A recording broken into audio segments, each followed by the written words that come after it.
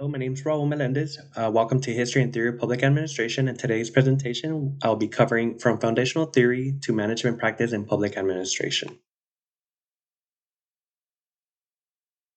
Presentation overview consists of Dwight Waldo, 1948, The Administrative State Revisited, Douglas McGregor, 1957, Theory Y, The Integration of Individual and Organizational Goals, Charles Lindblom, 1959, The Science of Muddling Through.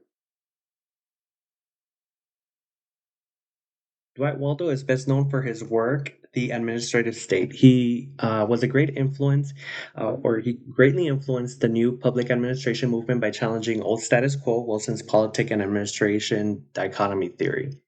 Waldo was a firm believer and supporter that the idea that politics and administrators are interconnected, but also highlighted the importance of social equity. In page 283, it talks about how administrators are not neutral because administrators execute and make policy. It also highlights the new public administration's primary goal, which is social equity, that focuses on being the voice of the minority. I believe that Dwight Waldo's theory works in today's law enforcement workforce. For example, the use of force policies or justice reforms are political in nature and require administrators to implement these policies. I also believe that it works in today's healthcare industry. For example, in federally qualified health centers or public hospitals, they are in the public's eye, and the public expects these organizations to provide equitable care, to be transparent, and to ensure that everyone receives proper care. Next, we have Douglas McGregor.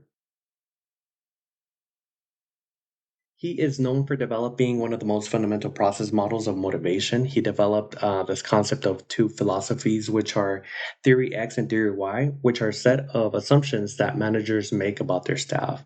So, theory X is similar to Frederick Taylor and his theory of scientific management approach, also known as a top down management style. Theory X talks about the manager's perspective that employees work because they have to um, and would only perform at a minimum level. I classify and summarize Theory X as managers being micromanagers, where it is their way or the highway.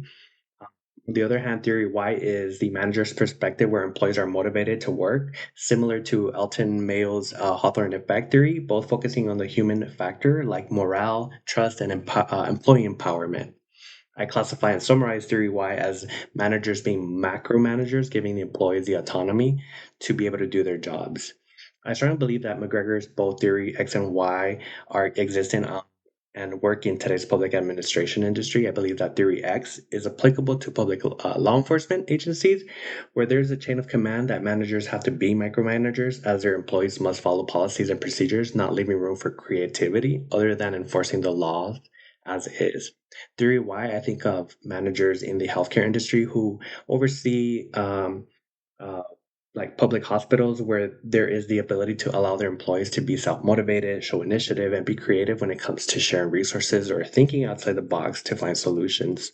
In page 170, while McGregor acknowledges that authority may be needed when employees' compliance is not met, he highlights that Theory Y assumptions are more effective because Theory Y supports long term performance and enables managers to secure employees' commitment and buy in.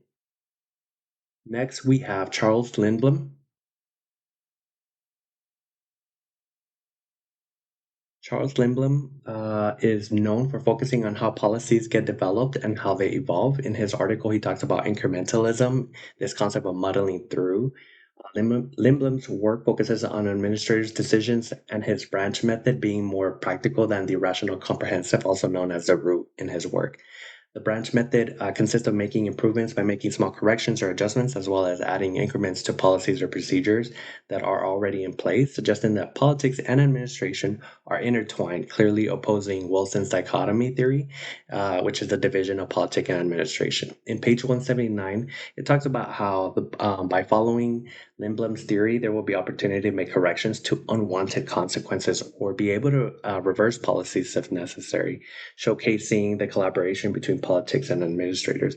I believe that Lindblom's incrementalism or muddling through theory works in today's law enforcement industry. For example, there is There's controversy on the use of force practices that law enforcement operates under that usually reaches social media. Although law enforcement agencies cannot get rid of these policies, they can make small corrections or adjustments to their policies to improve public services through less physical or lethal alternatives. I also believe that Lindblom's theory works in the healthcare industry today. For example, there are a lot of changes that are happening due to modern politic climate and political climate or administration regarding funding for public health systems.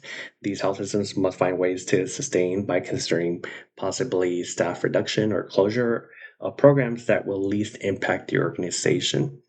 And this concludes my presentation. Thank you for watching this video.